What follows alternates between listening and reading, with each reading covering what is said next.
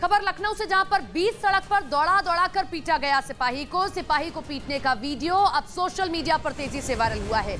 ये वीडियो बोहान चौकी के पास का बताया जा रहा है।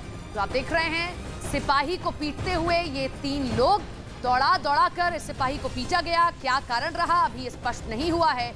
लखनऊ से ये तस्वीरें सामने आई हैं।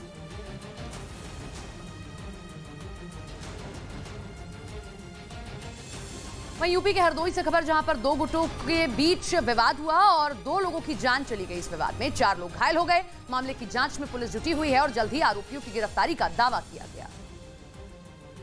बताया गया कि छोटे से विवाद में ये गांव गोलियों की आवाज से दहल उठा।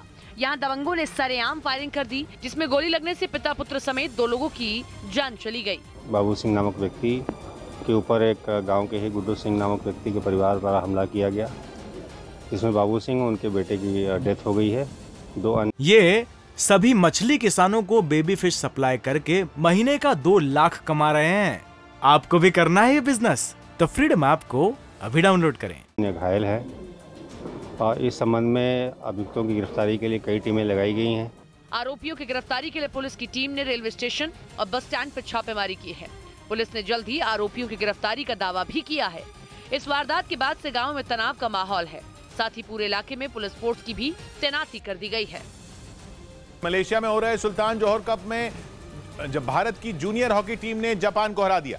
भारत की तरफ से कप्तान उत्तम सिंह समेत 5 खिलाड़ियों ने गोल दागे, जबकि जापान की टीम 1 गोल ही करने में कामयाब रही। भारतीय टीम पिछले मुकाबले में दक्षिण अफ्रीका से हार गई थी। भारतीय टीम अब तक हुए 3 मैचों में 2 में जीत हासिल कर चुकी है। सुल्तान जोहर कप में भारत का अगला मुकाबला ऑस्ट्रेलिया से होगा। रूस की तरफ से एक वीडियो जारी किया गया, जिसमें उसके नए सैनिक युद्ध में उतरने से पहले जोरदार अभ्यास करते दिखाई दिए।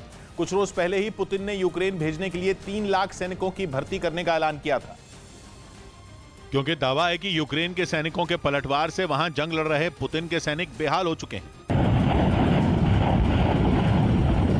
कई मोर्चों से तो पुतिन की फौज को पीछे तक हटना पड़ा है। पश्चिमी मीडिया का दावा है कि दक्षिणी खेरसोन के कुछ इलाकों को यूक्रेन की सेना ने फिर हासिल कर लिया है। मतलब यह कि यूक्रेन में पुतिन की सेना को जेलेंस्की की फौज मुंह तोड़ जवाब दे रही है और इसी वजह से पुतिन को यह डर सताने लगा है कि उनके हाथ से कब्जा किए गए यूक्रेन के इलाके कहीं फिसल न जाएं।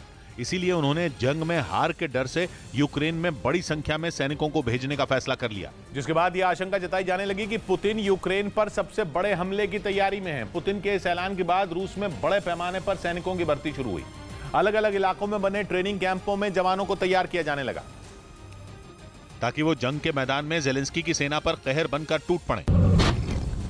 रूस की सेना के एक ट्रेनिंग कैंप का वीडियो भी सामने आया, जिसमें जंग में उतरने से पहले नए सैनिक T-80 टैंक चलाते और उससे ताबड़तोड़ गोले दागते नजर आए, जबकि कुछ सैनिक कैंप में AK-12 राइफल चलाने और ग्रेनेड फेंकने के गुर सीखते दिखे।